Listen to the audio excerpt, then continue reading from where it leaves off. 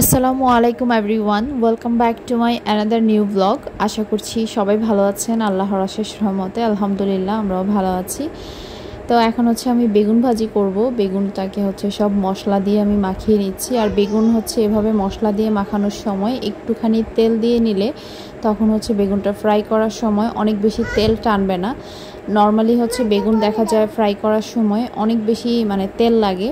তো আগে থেকে যদি একটু তেল মাখিয়ে তারপর ফ্রাইটা করা হয় তখন হচ্ছে যতটুকু আপনি তেল দিবেন অতটুকু তেলেই ফ্রাই হয়ে যাবে, অবশিষ্ট আরও তেল থাকে। অন্যথায় দেখা যায় যে পুরোটা তেল বেগুন হচ্ছে শুষে নেয়। তো যাই হোক, এখানে হচ্ছে আজকে সকালবেলা আমি ভিজিয়েছিলাম এখানে যে ছোলা, তারপর হচ্ছে খেসারি আর মসুরির ডাল মিক্স করে, ওইটা হচ্ছে পেঁয়াজুর জন্য। তো এখন হচ্ছে আমি ডালটাকে ব্লেন্ড করব পানি ছাড়া। পানিটা আমি ছেঁকে নিয়েছি। পানি ছাড়া একদম হচ্ছে স্মুথ ব্লেন্ড করব না, একটু আধা ভাঙা টাইপের ব্লেন্ড করব, খুব বেশি মিহি করব না। মিহি করলে হয় কি, পেঁয়াজটা অনেক বেশি মুচমুচে হয় না, অনেকক্ষণ পর্যন্ত ক্রিস্পিও থাকে না। আর এরকম আধা ভাঙা করে করলে পেঁয়াজটা খেতেও ভালো লাগে, মুচমুচে হয়। আর আমি কম করে নিয়েছি পরিমাণ, যেন 1 উইকের মতো হয়ে যায় আর কি। তো সেজন্য হচ্ছে আমি অল্প করে নিয়েছি, খুব বেশি পরিমাণে ফ্রোজেন করব না। এই যে এখানে আমি 5 ভাগে ভাগ করে ছোট ছোট প্যাকেট করে নিয়েছি। তারপর এগুলো আমি জিপলক ব্যাগে নিয়ে নিয়েছি। এবার হচ্ছে আমি এই প্রসেসে রাখলাম। অন্য সময় হচ্ছে জিপলগে ছোট ছোট করে রাখি, এবার হচ্ছে একটা জিপলগে আমি ছোট ছোট প্যাকেটগুলো রেখেছি আর কি। তো মাথায় হচ্ছে এই আইডিয়াটা হঠাৎ আসলো, তো এবার এভাবেই রাখলাম। আর এখানে হচ্ছে এখন আমি ছোলাগুলা সেদ্ধতে বসাবো প্রেশার কুকারে সেদ্ধ করলে সময়টা অনেক অল্প লাগে। তো এখানে যে আমি ভালো করে ধুয়ে নিয়েছি ছোলাগুলো। এখন হচ্ছে পরিমাণ মতো পানি দিয়ে আমি চুলায় বসিয়ে দিব। আর ছোলা তারপর হচ্ছে ডাল এগুলো আমি একদম লাস্ট টাইমে এসে প্রিপারেশনটা নিচ্ছি, যেন অনেক দিন পর্যন্ত ফ্রিজে না রাখা হয়। আর এগুলো অনেক দিন পর্যন্ত ফ্রিজে রেখে খেলে আমার কাছে ভালো লাগে না, বিশেষ করে ছোলাটা। তো সেজন্য অল্প অল্প করে করতেছি, যখন শেষ হয়ে যাবে তখন আমি আবারও কিছু ফ্রোজেন করে রাখবো। একবারে বেশি পরিমাণে ফ্রোজেন করলে আমি ঝামেলায় পড়ে যাব, যেহেতু আমার ডিপটা ছোট। তো এখানে এই যে ছোলাটা সেদ্ধ হয়ে গেছে, মাত্র 3-4টা সিটি আসাতেই সেদ্ধ হয়ে গেছে প্রপারলি। আর আমি সাথে আলুটা দেই নাই ইচ্ছে করে, কারণ এই আলুটা সহ ডিপ ফ্রিজে রেখে দিলে পরবর্তীতে আলুটা কেমন জানি হয়ে যায়, কাগজ কাগজ টাইপ হয়ে যায়। ওই আলুটা হচ্ছে খেতে ভাল লাগে না। আর ভুনা করার সময় আলুটা থেকে প্রচুর পানি ছাড়ে। তো আমি আলু হচ্ছে যেদিন এগুলো আমি ভুনা করব সেদিনেরটা আলু সেদিনই সেদ্ধ করে দিয়ে দিব আর কি। সেজন্য আমি ছোলাগুলাই আলাদাভাবে সেদ্ধ করলাম। এখানে আমি আলু আর দিব না, আলুটা যখন আমি ভুনা করব তখন হচ্ছে সেদ্ধ করে দিব। তো ছোলাটা হচ্ছে পানি ঝরিয়ে আমি রেখে দিলাম ঠান্ডা হওয়ার জন্য, ঠান্ডা হলে প্যাকেট করে রাখবো। তো এই ফাঁকে এখন হচ্ছে আমি বেসনগুলো চেলে নিচ্ছি। বেসন কিন্তু অবশ্যই চেলে নিতে হবে বেসনের ব্যাটার তৈরি করার আগে। তো আমি আগেই চেলে টেলে সব কিছু রেডি করে রাখতেছি। যে দেখেন কত ময়লা টয়লা বের হয়েছে, আবার হচ্ছে একদম দলা দলা পেকে আছে, এগুলা ফেলে দিব এখন। অনেক কিছু বের হয়। আর বেসনে অনেকে হচ্ছে একদম মশলা টশলা মিক্স করে রেখে দেয়, তো আমি ওইভাবে রাখি না, কারণ ওইভাবে রাখলে হচ্ছে মনে হয় আমার কাছে যে মশলার ফ্লেভারটা থাকে না অনেক দিন পর্যন্ত।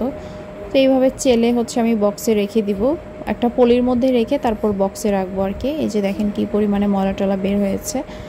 এই তো সবগুলো আমার চালা হয়ে গেছে। এগুলোকে এখন আমি এই যে পলিতে করে তারপর বক্সে রেখে দিব। যখন বেসনের ব্যাটার তৈরি করব তখন এখানে আমি অন্যান্য সব ইনগ্রেডিয়েন্টস একসাথে মিক্স করে ব্যাটারটা বানাবো। আর একদিন ব্যাটার বানালে, একটু বেশি পরিমাণে বানালে দেখা যায় 2-3 দিন ওই ব্যাটারটা ইউজ করা যায়। ফ্রিজে নর্মালে রেখে ইউজ করা যাবে বা ডিপ ফ্রিজে রাখা যাবে। এই তো আমার হচ্ছে বেসনটা চালা হয়ে গেছে, এখন আমি রেখে দিব। তারপর হচ্ছে আমি ছোলাগুলাকে প্যাকেট করে রাখবো। তো যেই সিস্টেমে আমি ডালটাকে রেখেছি ছোলাগুলো আমি ওই সিস্টেমেই রাখবো। মোটামুটি 1 সপ্তাহের জন্য করলাম। টানা 1 সপ্তাহ তো আর এগুলা খাওয়া হবে না, মাঝখানে অনেক কিছুই খাওয়াটা হবে। প্রতিদিন কিন্তু আবার ছোলা মুড়ি ভাল লাগে না, তো গ্যাপে গ্যাপে আমি হচ্ছে ছোলা মুড়িটা খাই আর কি। প্রতি রমজানই টানা আবার ভাল লাগে না। আর এখানে এই যে এরকম করে প্যাকেট করে রাখলাম 6 প্যাকেট। আর এখানে হচ্ছে আমার ডালগুলো আমি আগেই রেখেছিলাম, তো সবগুলোকে এখন হচ্ছে ফ্রিজে রেখে দিব। তো ফ্রিজের আমি উপরের পার্টে এভাবে সব ফ্রোজেন জিনিসগুলো রেখেছি, আর নিচের পার্টে হচ্ছে মাছ মাংস মশলা টশলাগুলো। এখন হচ্ছে আমি দুপুরের খাবার খাবো। আজকে আমি দুপুরে খুবই সিম্পল খাবার করেছি, মাছ ভাজি করেছি, বেগুন ভাজা করেছি, আর আলুর ভর্তা, ডাল রান্না করেছি, আর ছিল গরম ভাত। তো এখন হচ্ছে আমি আমার খাবারটা নিয়ে বসে গেলাম। তো আমি গোসল করে এসেছি, গোসল করেছি হচ্ছে ঠান্ডা পানি দিয়ে। এখন তো গরম চলে আসছে, তো আজকে হচ্ছে ঠান্ডা পানি দিয়ে গোসল করার পর আমার অনেক শীত শীত লাগতেছিল। আর চুলটা ভালোভাবে না শুকালে আমার মাথা আরও বেশি ব্যথা করে। তো সেজন্য হচ্ছে আমি রোদে বসে আজকে ভাতটা খাচ্ছি এখানে। আজকের রোদটা ভাল লাগতেছিল, ওই যে একটু শীত শীত লাগতেছিল, সেজন্য সুন্দর রোদ ছিল। তো আমি ভাবলাম যে ড্রায়ার দিয়ে চুল না শুকিয়ে আমি এখানে বসে বসে ভাতটা খাই, এতে আমার চুলটাও শুকায় যাবে। আর আমার কাছেও ভালো লাগতেছিল এখানে বসে খেতে। আর আজকের খাবারটা সিম্পল হলেও খুব ভালো লেগেছে আমার। হচ্ছে আজকে একটু ভাজা ভাজা টাইপ জিনিস দিয়ে খেতে ইচ্ছে করতেছিল, সেজন্য বেগুন ভাজা করলাম। আর মাছটা রান্না না করে মাছটা আমি ফ্রাই করে নিয়েছি। মাঝে মাঝে মাছ ভাজা দিয়েও ভাত খেতে ভাল লাগে। তো এই তো রোদে বসে আরাম করে তারপর হচ্ছে মজা করে দুপুরের খাবারটা খেয়ে নিচ্ছিলাম। খাবারের ভিডিও আমি খুব একটা শেয়ার করি না, কারণ ক্যামেরার সামনে এসে বসে খেতে একটু আনইজি লাগে। তো আজকে ভাবলাম যে যেহেতু একটা সুন্দর জায়গায় বসে খাবার খাচ্ছি, অনেক রোদ বাতাস, রোদের সাথে অনেক বাতাসও ছিল। আমার বাসায় রোদ বাতাস মাশাআল্লাহ একদম পরিপূর্ণ, সারাদিন প্রচুর বাতাস থাকে, যেহেতু একদম টপ ফ্লোরে থাকি আর চারপাশটা খোলামেলা আছে। তো এই তো এখানে আমি খাওয়া দাওয়া করে রুমে আসলাম। আর এদিকে হচ্ছে আরিশ বসে বসে তার আপুদের সাথে কথা বলতেছিল বারান্দায়। এতক্ষণ সে আমার সাথেই ছিল, এখন হচ্ছে বারান্দায় আসছে, এসে হচ্ছে সে তার আপুদের সাথে কথা বলতেছিল। যখন যেই আসে ছাদে সে দৌড়ে এসে বারান্দায় গিয়ে বসে থাকে, না হয় জানালা দিয়ে, ওই রুমের জানালা দিয়ে কথা বলে। তারপর বিকেলে একটু ছাদে আসলাম। ছাদের আমগুলা মাশাআল্লাহ বড় হয়ে গেছে। আরিশ খুব এক্সাইটেড, এই আমগুলা বড় হচ্ছে, দেখতেছে কখন একদম বড় হবে, কখন হচ্ছে সে পারতে পারবে, এটা নিয়ে তার মনে অনেক জল্পনা কল্পনা। প্রতিদিন জিজ্ঞেস করে, মা এই আমগুলো আমি কখন পারতে পারবো। তো ওকে আমি বলি যে এই আম গাছটা তো আমাদের না, এটা হচ্ছে মালিকদের, বাড়িওয়ালাদের, এটা আমরা পারতে পারবো না। আমরা হচ্ছে নানু বাড়িতে দাদু বাড়িতে গেলে আম পেড়ে খাবো, ওইগুলা হচ্ছে আমাদের, এটা আমাদের না। তো এখন হচ্ছে এই কথা শুনে সে ডেইলি মানে বলে আর কি, যে নানু বাড়িতে দাদু বাড়িতে কবে যাবে আর কবে সে আম পেড়ে খাবে। এখানে দেখলাম নতুন একটা গাছ, এটা কি গাছ চিনতে পারতেছি না, লাউ গাছ নাকি মিষ্টি কুমড়া গাছ। যাই হোক, ছাদের গাছপালার অবস্থা খুব একটা ভালো না, তারা নাকি প্রচুর সার দিয়ে ফেলছিল, যার কারণে গাছগুলা মরে গেছে। কাঁচামরিচ গাছ, বেগুন গাছ, টমেটো গাছ সবই মরে যাচ্ছে। তো একটু হাঁটাহাঁটি করে তারপর হচ্ছে বাসায় চলে যাব, গিয়ে হচ্ছে একটু ঘুমাবো। তো এই তো বাসায় চলে যাচ্ছি।